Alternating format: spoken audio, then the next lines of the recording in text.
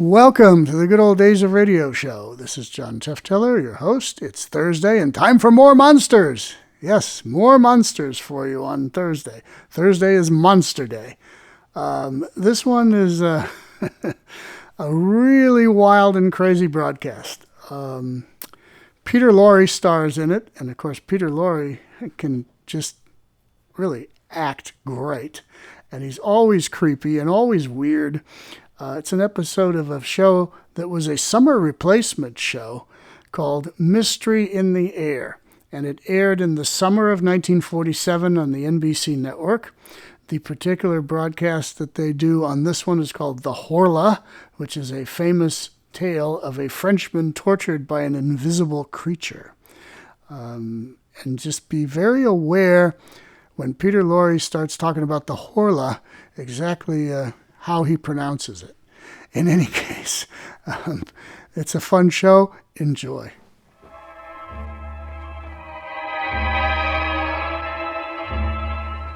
Mystery in the Air, starring Peter Lorre, presented by Camel Cigarettes.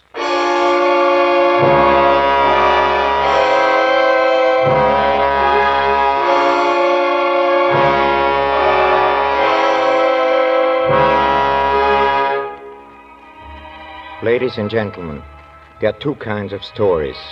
Those you can take to bed with you and they relax you and put your mind at ease. And then there's the other kind. And our story tonight is the other kind. I still do not know whether it was the shadow of the madness to which the author himself so tragically succumbed, or whether there really was an evil something that could not be seen or described. Oh, why don't you decide for yourself, I'm simply going to tell you the facts in a case as set forth by Guy de Maupassant in his immortal story, The Horla.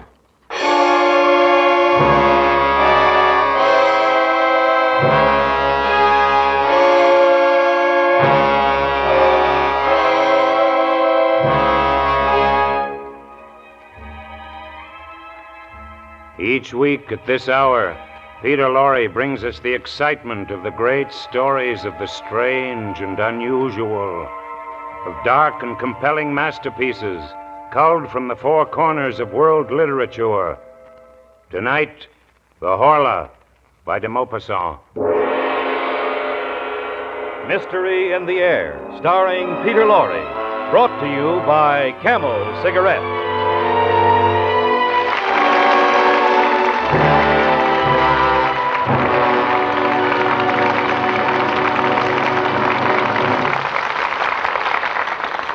Experience is the best teacher. Try a Camel. Let your own experience tell you why more people are smoking Camels than ever before. Yes, let your T-Zone experience what it means to enjoy Camel's choice, superbly blended tobaccos. You know your T-Zone, that's T for taste and T for throat, is your true proving ground for any cigarette. So try a Camel. Discover whether that rich, full Camel flavor doesn't just hit the spot with your taste. Whether that cool Camel mildness doesn't get along beautifully with your throat. See if you, too, don't say, Camel suit my T-Zone to a T.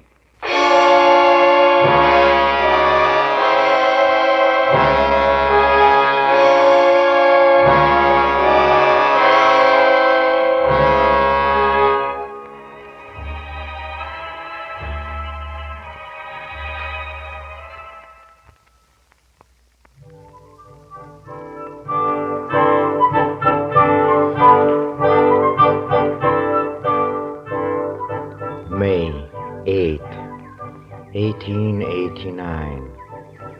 Oh, what a lovely day it was. I spent all the morning lying in the grass in front of my house, the house in which I was born and grew up. Oh, it's a wonderful house, and I love it. From my windows I can see our great river, the Seine, which flows along the side of my garden, yes. The great, wide Seine, which goes to Rouen and Le Havre and is covered by boats passing to and fro. Yes, down to the left lies Rouen, and a whole city dominated by the spire of the cathedral, and full of bells which sound through the air on fine days, even as far as my home. Oh, what a wonderful morning. I was almost sorry when Marie, she's my housemaid, you know, when she interrupted me. Your luncheon is ready, monsieur. Oh, thank you, Marie, but, it seems a pity to go in a house. Say, do you like it here, Marie?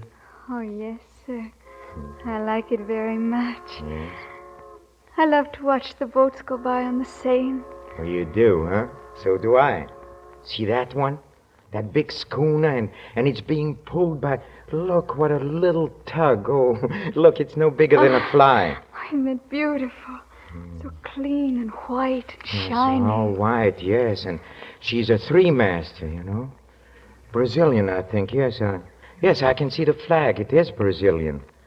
Oh, she's had a long journey from South America to pass my house. You love this place very much, don't you, monsieur? Yes, Marie, I love it.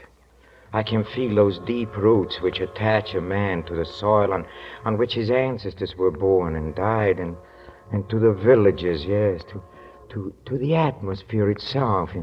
You don't know what I'm talking about, do you, Marie? No, sir. No. But I do know that if you don't come into the house soon, your luncheon will be cold. All right, Marie, I'll come in.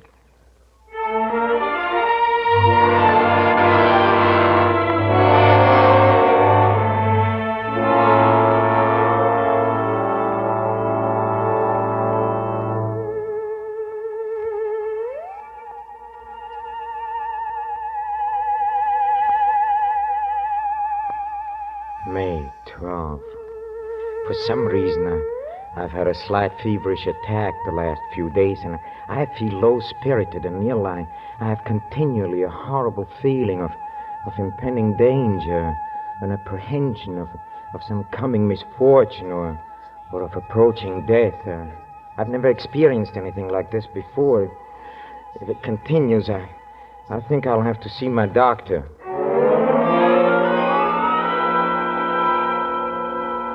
Look, I've told you, your pulse is rapid and your eyes are Yes, slightly yes. dilated. Otherwise, you're in splendid condition. But, Doctor, then why is it when evening comes on, a feeling of oppression seizes me, just as if night concealed something horrible? Why is that? Probably just a slight attack of indigestion. Yes, indigestion. Yesterday, when I was walking in a forest of Roumar, why did it suddenly seem to me that I was being followed and that someone was walking at my heels close, quite close to me? He was near enough to touch me, and yet when I turned around, I saw nothing. Nothing behind me but the path between the tall trees. Horribly empty. Can you explain that by indigestion, can you, huh? Well, here's a bromide. If you'll take it and several cold showers daily, I'm sure your fears will vanish. Yes, I'm And sure. you'll be able to sleep without any further trouble. All right, Doctor. Thank you very much.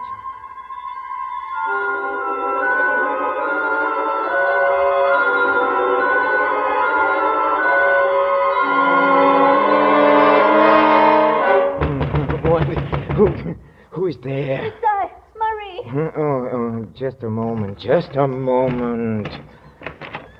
Yes? Are you all right? What You're is it, screaming Marie? and calling out. I'm sorry, Wake the I must have servants. been having a nightmare, Marie. Look, Who is if you that? dreamed that someone was looking at you and touching you and taking your neck in his hands and squeezing with all his might in order to strangle you, don't you think you would cry out too, huh? Oh, yes, sir, I'm sure Well, I you should. see, all right. Just tell the other servants I shall try to be more quiet. Yes, sir. Thank you, sir. Good night. Hey, look. Look, Marie, my water A carafe. water carafe, monsieur? Yes, it was full. I know it was full when I went to bed. Yes, sir, I filled it last night. Yes, and now it's empty. I haven't touched it, and it's empty. Yes, sir. Somebody has drunk the water. Somebody has been in this room. Something drank that water. I don't know who could have, sir, unless perhaps you yourself in your sleep. Yes, I myself in my sleep. Of course, that's it. I must have done it myself, Marie. Marie, tell him to pack my things. I'm going to Paris. I'm leaving the first thing in the morning.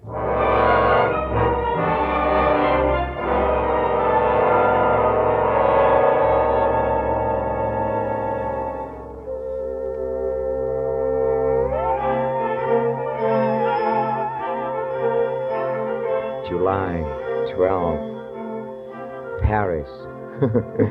Paris, I must have lost my head during the last few weeks. And at home, my mental state bordered on madness, for I had believed, yes, I had believed that an invisible being lived beneath my roof. How stupid, how perfectly ridiculous it all seems now, yes. 24 hours in Paris have completely restored my equilibrium, and tonight I'm going to dine at the house of my cousin, Madame Sablé, and, Dr. Parent is going to be there. He's the famous specialist for nervous disorders, and I shall ask him, and I'm sure he can finally put my mind at rest about this silly hallucination. Dr. Parent, I've been wanting to ask you, have you ever known of a case where a person feels that he is, how shall I put it, and not entirely in command of his soul? It is curious that you should ask me that. Why is it curious? Because now, only now in 1889, after all these years, we are on the verge of discovering one of the most important secrets of nature. What is that? Ever since man has thought, he has felt himself close to a mystery which has been impenetrable to his gross and imperfect senses. Yes. Whatever are you talking about, Dr. Parent? Apparitions, my dear Madame Sablé.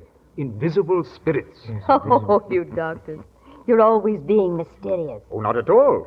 For more than a century now, men seem to have had a presentiment of something new. Yes.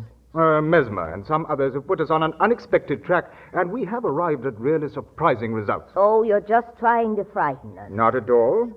If you think so, would you like me to try to send you to sleep, madame? It would be a novel experience. If you can do it. And if I can, it will answer your cousin's questions. Yes, it certainly would. And now, madame, if you would just sit in this easy chair. So, now you must let your mind go completely blank and look fixedly into my eyes. Yes, that's right. Now, you are going to sleep. To sleep. You're going to sleep. Sleep. Sleep. You see, her eyes are becoming heavy. Her mouth is twitching. That's incredible. Sleep. You have nothing but Doctor, I don't sleep like in your this. It mind. frightens me. Sleep. Sleep. Here, now she is asleep. An easy subject, I must say. Now, if you will stand directly behind her chair, I will proceed with the experiment. Now, I hand her an ordinary pasteboard visiting card, so. Now, Madame Sablé, you hold in your hand a looking glass. Yes.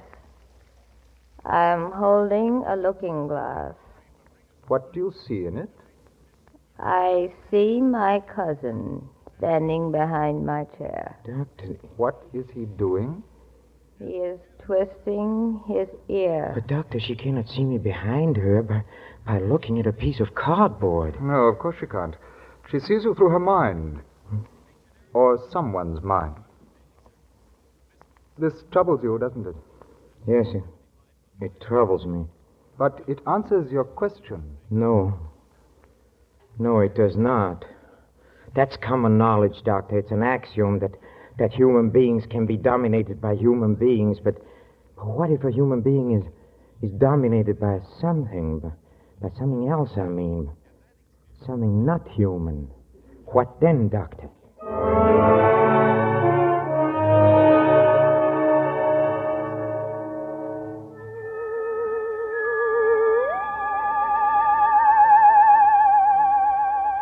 August 6th.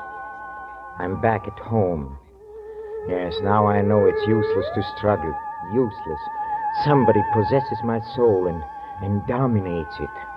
Somebody orders all my acts, all my thoughts. I'm nothing except his slave and a terrified spectator of all I do. Yes, but who is he, this invisible being that rules me, this unknowable spirit, this rover of a supernatural race? He must have a name. I know he has. I feel it. I can feel it. And oh, someday it'll come to me. Oh, if I only could leave my house and go away and escape and never return. But it's impossible. This being I cannot call by name, he will not let me. I'm helpless. What can I do? What can I do?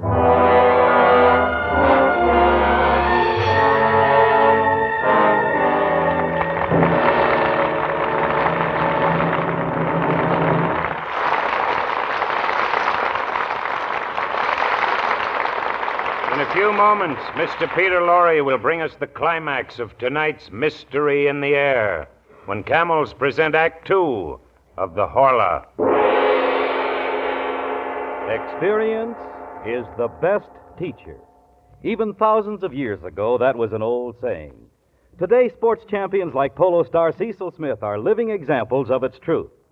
Yes, as you see Cecil Smith streak down the field, see him hit a 60-yard backhand shot for the winning goal of the game, you know it takes experience to play polo like that.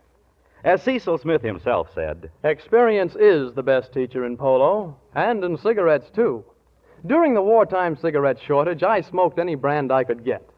Experience taught me how much I really appreciate Camels. They suit me to a T. during the wartime cigarette shortage, people smoked whatever brands they could get, remember? Yes, smokers compared the different brands, whether they wanted to or not.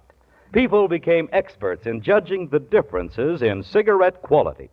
And on the basis of that experience, more and more people discovered they preferred the rich, full flavor of Camels, the cool mildness of Camels. As a result, more people are smoking Camels than ever before. experience is the best teacher. Try a Camel yourself.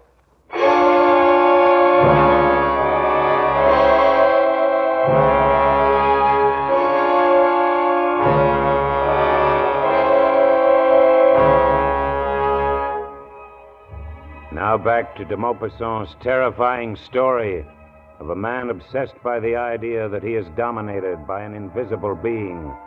Fear is ruining his life. The suspicion that he is no longer master of his own actions, even of his own soul, is rapidly becoming a certainty. It's only 2:00, and the whole night is before me. Oh, how still it is. And the stars, how bright they are. Who inhabits those faraway regions, and what do they know that we do not know? Will not one of them someday appear on our earth to conquer it?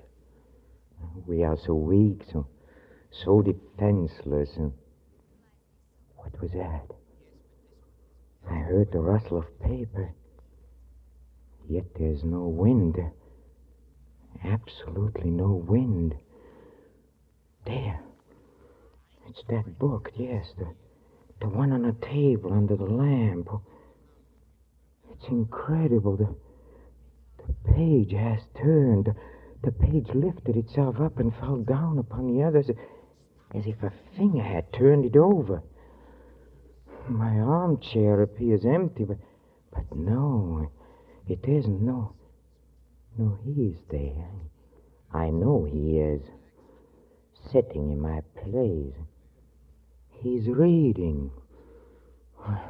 I can't stand it any longer. I'll grasp him and...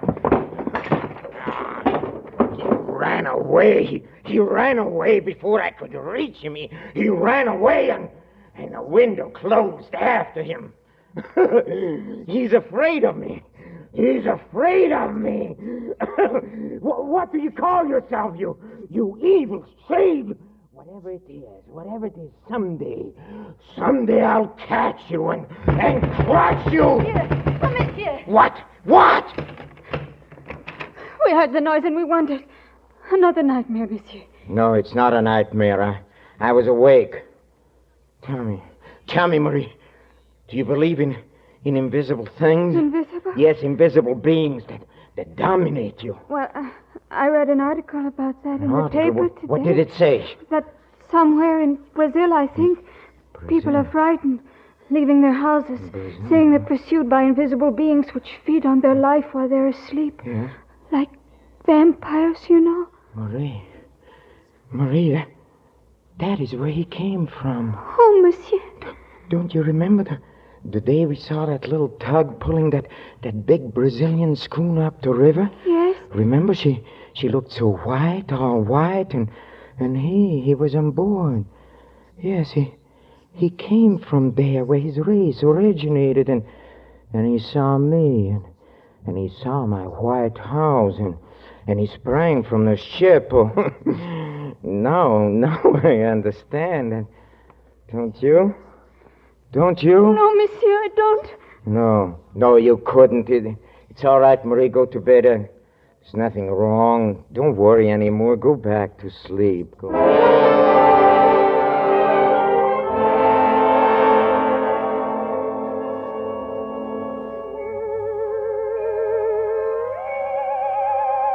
Yes, now I know. How can I help but knowing? It's obvious. Yes, the rule of man is over, and he has come. He has arrived. But what is his name? What do you call yourself? What's that? I know he's shouting it out. Yes, I listened. Huh? Horla. That's it, yes. The Horla. Yes, the Horla. He haunts me. He is within me. He's becoming my soul. I shall kill him.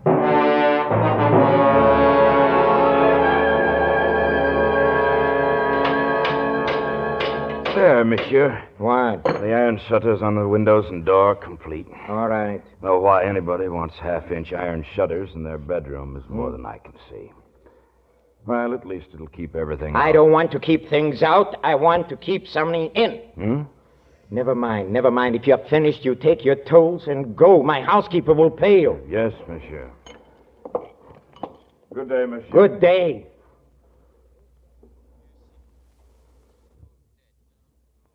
Now I'm ready. Yes, tonight he'll come.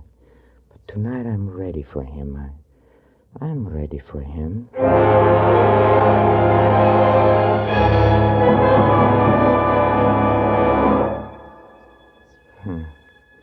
He's here, yes. I feel it. At last he's here, but I don't want to alarm him. I'll casually close the iron shutter so casually as if I'm preparing for bed. And now I'll start to close the iron doors as if I'm shutting myself in for the night. But instead of shutting myself in, I'll shut myself out. Yes, it's done. He's inside. He cannot escape. Downstairs, yes, as fast as I can run. Oh, good. The lamp is still burning. Oh, yes, fire. That'll dispose of him. Fire. Oh, see, the house is dry as tinder. Won't take long. See, the flames are reaching the ceiling already. Oh. I'd better get out before I burn myself up, too. Here, I can watch from here. How slow the house is burning. Don't you suppose? No, there, yes. A tongue of flame licking out on the top of the window. And another, and another. See it burn. My house, my beautiful house. But it's more beautiful. It's now in flames because he's inside. And he'll burn too, yes. And I'll be free. Free of the Horla forever. Fire! The house is on fire! Yes. Get some water, somebody! Yes, it's burning. Let it burn. Oh, now the whole place is in flames. Nothing can stop it. That's Marie, the servants in the garret. They'll be killed. Here, stand back, all of you. The roof's going to cave in. Look. Oh, the poor devils. We got to get some help. Yes. Maybe we can get them out of there. It's lighting up the whole countryside. A monstrous, beautiful funeral pyre. And he's burning too. My prisoner, that new being, that new master, the Horla. The roof has fallen in! The roof has fallen in!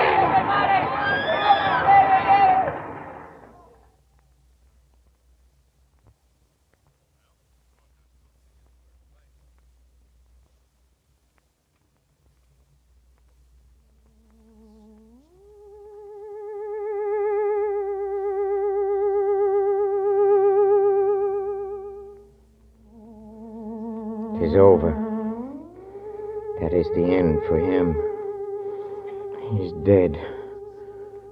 Yes, but is he dead? No. No. A spirit would never fear premature destruction. Only we fear it. All our human terror springs from that, and... well, then after man... what? The Horla, yes. After us, who can die any day by any accident, comes he who can die only at his own proper hour, because he has touched the limits of his existence. No, he's not dead. What can I do? What can I do? Oh, there's one thing I can do. I can destroy myself. Yes, I must destroy myself. I'm going to destroy myself. Destroy, yes. Let me go. Yes, I know I'm Peter Lorre. I know it's a story. I know it's Guy de Maupassant, yes. I know it's Thursday night, and we are on the air, but it's the Horla.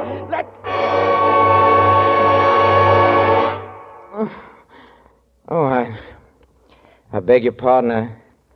I'm sorry I got so excited, but I warned you at the beginning. It's a very uncomfortable story.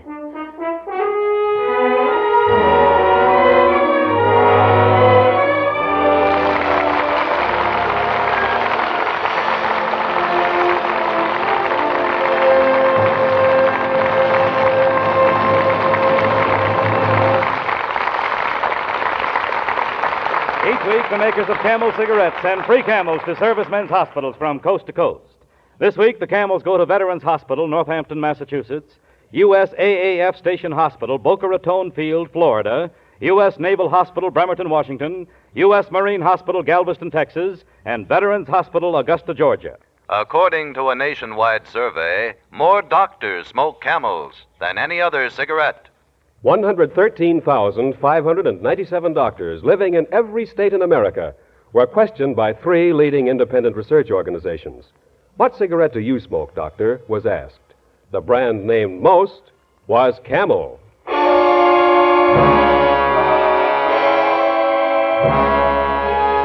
Next week, Mystery in the Air, starring Mr. Peter Lorre, brings you Beyond Good and Evil by Ben Hecht, with a special musical score composed and conducted by Paul Barron.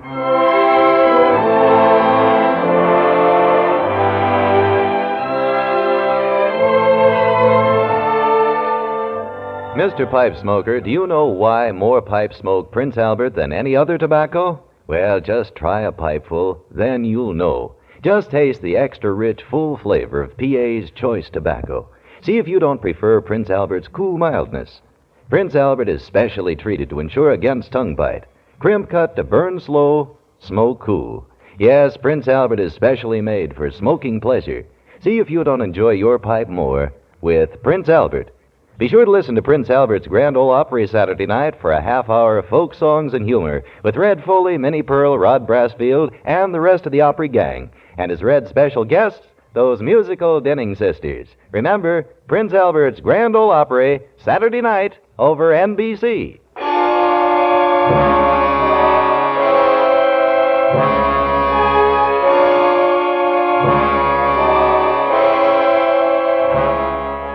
Listen again next week at this same time when the makers of Camel cigarettes present Mr. Peter Lorre in Mystery in the Air. Next week's play will be Beyond Good and Evil by Ben Hecht. The artists supporting Mr. Lorre tonight were Henry Morgan as the voice of mystery, Peggy Weber as Marie, Lorene Tuttle as Madame Sablé, Ken Christie as the Doctor, Ben Wright as Dr. Parent, Howard Culver, and Jack Edwards, Jr. This is Michael Roy in Hollywood wishing you a pleasant good night for Camel. This is NBC, the National Broadcasting Company.